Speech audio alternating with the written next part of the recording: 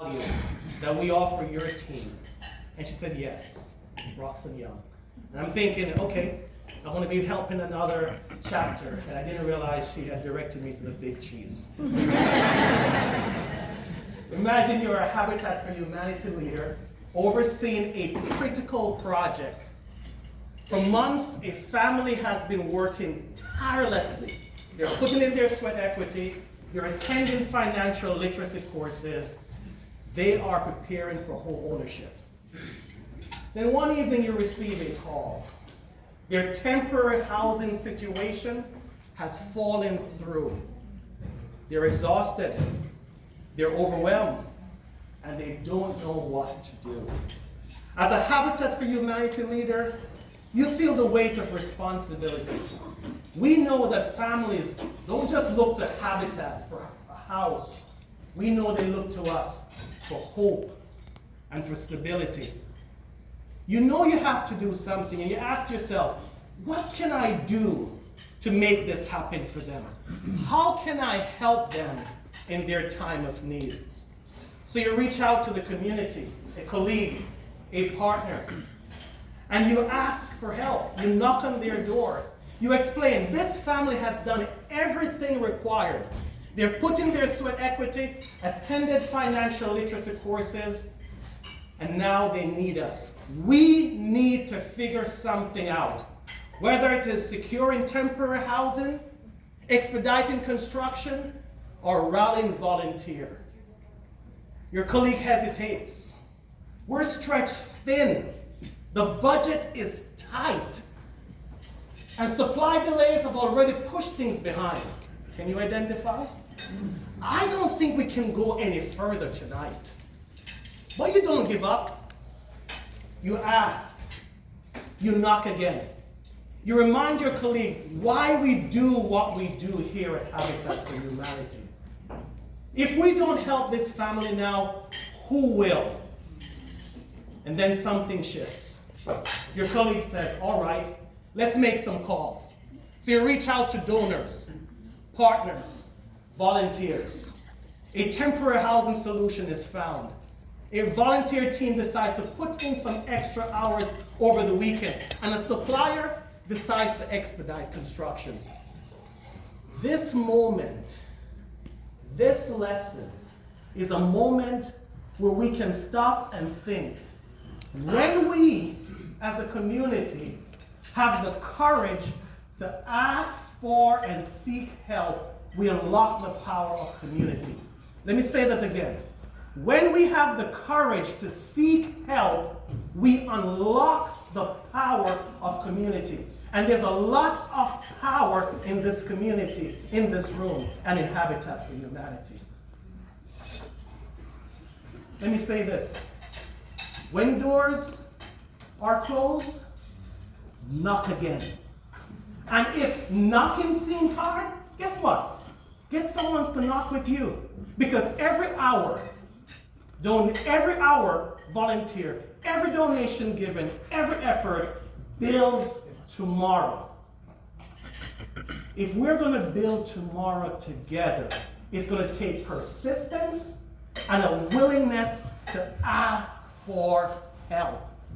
So here is how. Identify your support network. Who within your support network that you can call and reach out to in a time of need? Number 2, have a rapid response plan. I'll say it again. Have a rapid response plan. Be ready when urgent need arises. And number 3, ask for help. We know that leadership is not doing it alone. It's about bringing people together around a shared vision, where we're going, a shared purpose, why we're going there, and a shared mission. What is it that we can do daily that others may not want to do to get us there? And do we have the specific objectives? Do we have the specific strategies and action steps to move the vision, the purpose, and the mission forward? Now, Bristol, that sounds all good. But what if I have some hang-ups about asking for help? What if I've asked for help before and just being straight with you, I didn't get the help I needed. What if I ask for help, Bristol, people may think that I'm incompetent of doing my job or incapable of getting it done. Bristol, I didn't grow up in an environment where others ask for help. If it's to be, it was up to me. Or just being straight with you, Bristol, I know how to do my job.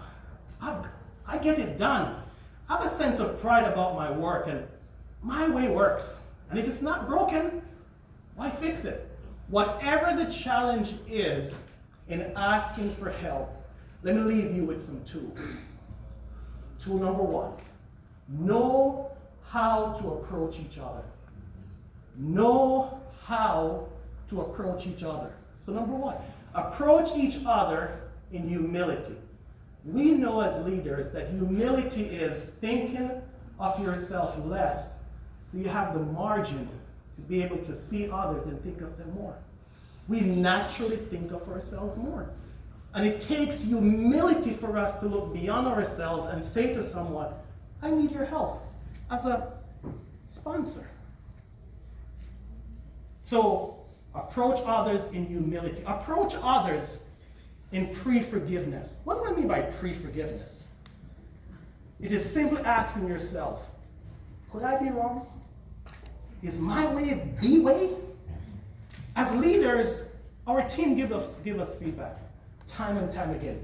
And sometimes, just to be real, it's not the feedback we want to hear, but it's the feedback we need to hear. And if we're open to feedback, we'll get the help that we need. Approach others not only in humility, not only in pre-forgiveness, but approach others in love. What do I mean by that? The willingness to lay your agenda down long enough so that others can be seen, heard, and understood. That takes love. For you to put your agenda down long enough so others can be seen, heard, and understood. And approach others in 100% of the truth. Tell others what you need, when you need it, where you need it, how you need it, and even who you need it from. Don't leave out any detail. I have a banking background, and I was one of the top producers in branch banking, and I wanted to get to the next level as a branch team leader. And so in 9 months, being a top producer, quarter over quarter over quarter, I got the opportunity to be a branch team leader. And I remember going to this team and thinking to myself, how do I get this team up from being a low producing branch to being a top producing branch? That was my goal. I wanted to make sure that this team is among the best in the area. And I remember one day my manager called me into his office and said, hey, Bristol, let's talk. I have some good feedback for you. I said, great. What is it? Because I know I've been producing well. He said, your production is great, but 2 teammates came to me and said, Bristol is a good producer, but he's a poor leader. It's all about Bristol. And I sat there and I listened to my manager. He said, Bristol, your production is up, but can we have a plan of just getting your leadership up as well? The next day he had to go to a sales meeting with the area leader, and I had the privilege of leading the team huddle. And I remember walking into that team huddle, and I could feel the tenseness in the room. And so I had to approach in humility. I said, team, I want to share something with you. I have been selfish. It's wrong, and I'm sorry. And I'm asking you to forgive me. I need your help in helping this team to move from one of the low producing branches to one of the top producing branches. True story. I could feel the tenseness in the room leaving. And people start opening up, start sharing. This is what we can do. This is it. This is it. And before I was promoted to the next level, everyone on that team met their goal. And we became one of the top producing branches. Know how to approach others. Approach others in humility, pre-forgiveness, love, and 100% of the truth when asking for help. That's tool number 1. And I'm using these tools as a certified transformational leadership facilitator with 4 tailored transformation leadership. Tool number 2, 6-step apology. Use the 6-step apology when trust is broken. Because whenever you're working with people, there are times trust is going to be broken. You're going to say something or do something that's going to break trust, either intentionally, sadly, or unintentionally. And trust is broken. And the very people that you've broken trust with are the very people who's going to help you in your organization. Use the 6-step apology. So what is the 6-step apology? Well, listen, when trust is broken, something went wrong. So number 1, admit that you did it. 2, agree that it's wrong. 3, apologize. 4, ask for forgiveness. 5, give others permission to hold you accountable. And 6, ask, is there anything else? And by the way, if you're married, that part, ask if there's anything else, just be ready for anything else. Okay? So, true story. So my wife and I, we stepped into the role as co-president of the Central Florida Christian Chamber of Commerce. And for the first 90 days, we agreed that we want to make sure that we hear the hearts of our members, our partners, and our sponsors. We need to hear what's on their mind, what's their vision, where they are going, before we even share ours. And so we took a 90-day listening tour in the organization. And one of the events that we attended, which was one of the fun events, is called the Fellowship Friday. So Fellowship Friday is a 90-minute where you're able to have a host, and that host has about 30 minutes, and 10 of those minutes, they will ask for Q&A. And then for the next 60 minutes, in a room, you have people telling who they are, what they do, and how they've seen God work in their business. And that's that third piece that makes the meeting goes a little longer, because you hear stories after stories of how God is working in their business that will leave you in tears or will leave you in laughter. And so, as the facilitator of the meeting went over by about 10 minutes. And I realized, and I said, oh my God, I have broken trust with those who came to this meeting and they had to leave on time. And they didn't leave because it's real. In a room like this, there's something called social anxiety. So they just don't want to be the one to get up and leave. And I knew I had to restore trust. So I stepped up and I looked at everyone and I said, listen, we went over. I failed to end this meeting on time. It's wrong. I'm sorry. I'm sorry. Please forgive me. I give you permission to hold me accountable. And is there anything else? Now, here's the thing. They were gracious, and the meeting ended. But in that room, the people who I restored trust with were the people who I needed in the future. Because now we have a team, because we have a systematic approach to Fellowship Friday, and we have a team and a team leader who manages that Fellowship Friday. So I don't have to do it. So one day I decided, let me just step into the meeting. Now that I'm not leading, I'm no longer facilitating, let's see how that meeting is going. They ended on time, they were more engaged, and they were doing a better job than I have done. What's the point, Briston? The point is, when you restore trust with key people on your team, they may be the very one to take your organization to the next level. Use the 6-step apology. When trust is broken, admit it. I did it. It's wrong. I'm sorry. Please forgive me. I give you permission to hold me accountable.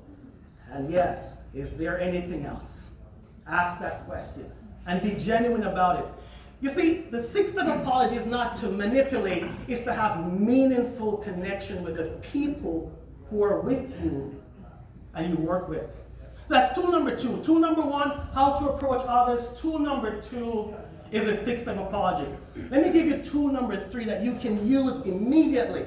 It's called the social covenant.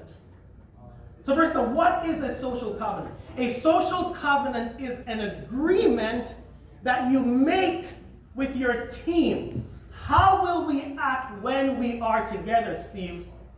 How will we act? And if that agreement is broken, what will we do?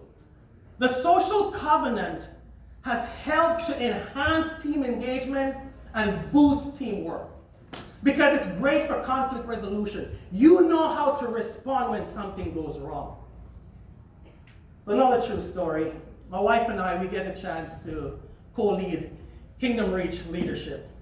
It's a business. I'm going to sum up what was said. What we do, we simply help companies and organizations like Habitat for Humanity lead at a higher level. That's it. And so my wife said to me, do you know why we're not farther along in our business by now? I was genuinely interested to know. What is it, love? We're not one, and we don't speak the same language. I was not expecting that. So I was like, okay, women definitely think different than men. So, so how are we going to fix it? And she said, the first thing we're going to do is we're going to build a social covenant. We're going to agree how we act when we're together, and if this agreement is broken, how we will respond. And by now you probably pick up how you respond. That 6-step apology is in there. And the first tool, how to approach others, is in there. What it did for us, it grew our profit margin and it gave us more time to invest in our marriage and our key relationship with our 2 daughters. All because we were one and speaking the same language. And if you're saying, but listen, how did you speak the same language? What tool did you use? If you're interested, just check with me afterwards. If we ask for help, we will build tomorrow together. But if we fail to ask for help, the stakes are high. The stakes are high. If you don't ask for help, do I have anything to lose? Well, let's talk about it. I'm glad you asked. Families remain stuck. Families without help are unable to break the cycle of poverty, and they remain in crisis. And you know what that's about. I know what that's about. Number 2, leaders burn out. I'm looking at leaders across this room. And when we go it alone, we burn out quicker and failure happens. And by the way, failure shows itself in different ways. Failure shows itself in a breakdown in our health, and failure shows itself in a breakdown in our key relationships, and our margins get smaller and smaller. And when our profit margin gets smaller and smaller, guess what happens? We work more and more and more. Let me say this. Focus on doing less with excellence than doing more with mediocrity. I'll say it again. Focus on doing less with excellence than doing more with mediocrity. Ask for help. So what's at stake in addition to families remaining stuck and leaders burning out? Well, the mission stalls. Habitat's mission stalls. We know that families who work with us are 40% more likely to remain homeowners. The children in those families are 50% more likely to have educational development. And the parents, our parents, have a 25% more likely economic mobility. We are making an impact not only locally, regionally, nationally, but internationally. So the mission stalls when we don't ask for help. If we don't ask, we don't build. But when we ask for help, we build a future where no one is left behind. So we're going to keep on asking. We're going to keep on knocking. We're going to keep on seeking. For everyone who asks, receives. Everyone who seeks, finds. And to everyone who knocks, the door will be open.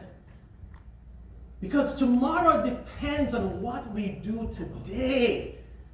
And together, we will build together. Thank you.